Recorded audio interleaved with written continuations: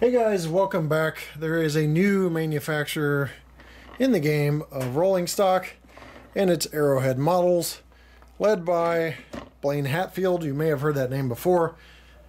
He is formerly of Exactrail.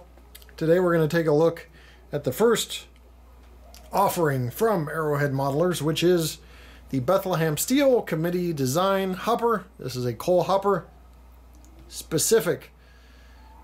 Specifically, this one is Rio Grande, Denver Rio Grande Western. We'll take a look at what you get in the box.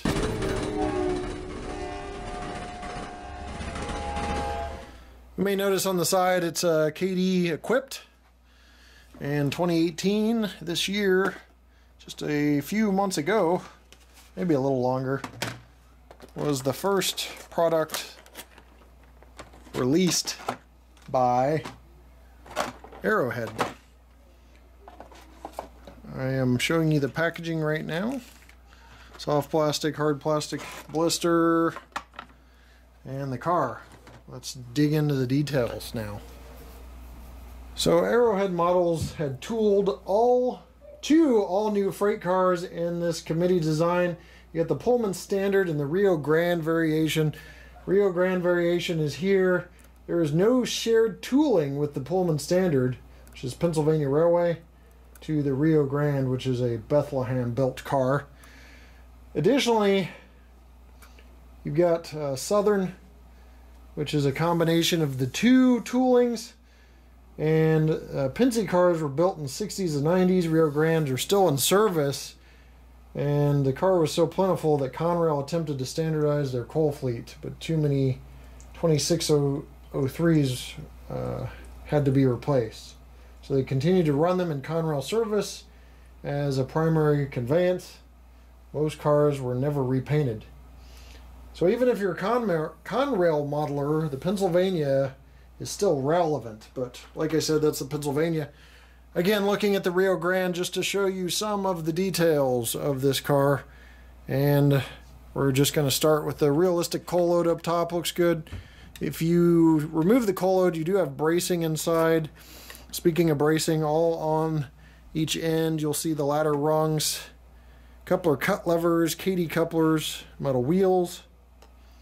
Denver Rio Grande, nicely printed there. Car never before offered in plastic to my knowledge, maybe brass, I'm not sure. Not really my cup of tea in modeling, so a little off on this, but lots of details to cover. You've got the bracing there on the side, rivet detail on each side of that. Tons of print, all of which is legible from capacities, load limits, the Denver Rio Grande, and the Rio Grande markings you see up here. On this end, you've got the brake wheel stand, a lot more ladder rungs, coupler cut lever, tons of plumbing detail inside, and the air reservoir there, or the reservoir, I think it's for air. Brake lines down here extend on both ends as well. Here's a side view of this side if I haven't already got to that. This is really late night review, so to bear with me. Now the doors on the bottom, this is really where the detail shines as well. You've got some nice openings, latch detail. We've got the safety bar detail on each door that goes across both doors. So these spill out in compartments. 3 compartments at this side of the center bracing and 3 compartments on the other. Speaking of the center bracing, you've even got some detail on that center bracing as well. If you look very closely, this bar I'm talking about is like a safety bar that keeps the doors closed. They release that and then the doors are free to open at that point. Just shows you the level of detail on these cars. I wish I could do this car more justice. It's got some excellent trucks as well. I know that Blaine is very detail oriented I would find it highly irregular if there was any inaccuracies, but I have not had time to compare this to the prototype because I am preparing for Christmas and all the stuff that comes with that, family and all that. So some time off is in order, and this is kind of my last throes of the reviews for the year. On the other end, again, you can see some of the stepladder detail hanging off there. Not really hanging off, but it's there. Everything's durable though. Coal load's really realistic looking as well.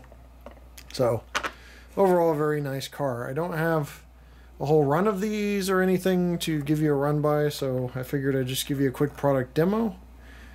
I will check coupler height real quick on camera and check the weight for NMRA compliance along with the wheel sets, and then we'll wrap it up. That should be a nice, good direct view of the couplers. Appears to be dead on that end, and I'll just check the other end real quick for you. See what the NMRA compliance looks like on these. You can see some of that closer detail of the ends. And the other one is dead on too. So good. There are a lot of low couplers out there and some high couplers. So it's nice to see that compliance met. Alright, we're taking a look at wheel sets, see if they're in gauge. NMRA standards gauge here. They are all in gauge, so NMRA standards met there as well. This car is 5.5 inches long, so we should be 3 3/4 ounces to meet NMRA standards. We're at about 3 ounces, so a little light on the NMRA, 3.0, but because there's a 1 ounce of initial weight and then a 1/2 ounce for each inch the car is, so it should be 3.5 ounces. So a little light, but nothing crazy. Not too far off in NMRA compliance on weight. That's going to do it for this review of the Arrowhead models. Bethlehem Steel Company Committee Design Hopper in Denver and Rio Grande. Scheme. Did a little body wobble test there. Nothing crazy. Do have very free rolling wheels. Nothing really to ding this car on except for a slight light weight on the NMRA weight scale. Other than that, great car. You know you're going to get quality from Blaine Hatfield. This is the closest piece of rolling stock I've had to meet NMRA compliance in a long time, because most of them are way off with weight and KD couplers are out of gauge, but this one is on point with most of that. So not going to leave you the run by. I don't really have anything to do with this one car in terms of run by, but we will see you next time right here on my channel. Take care.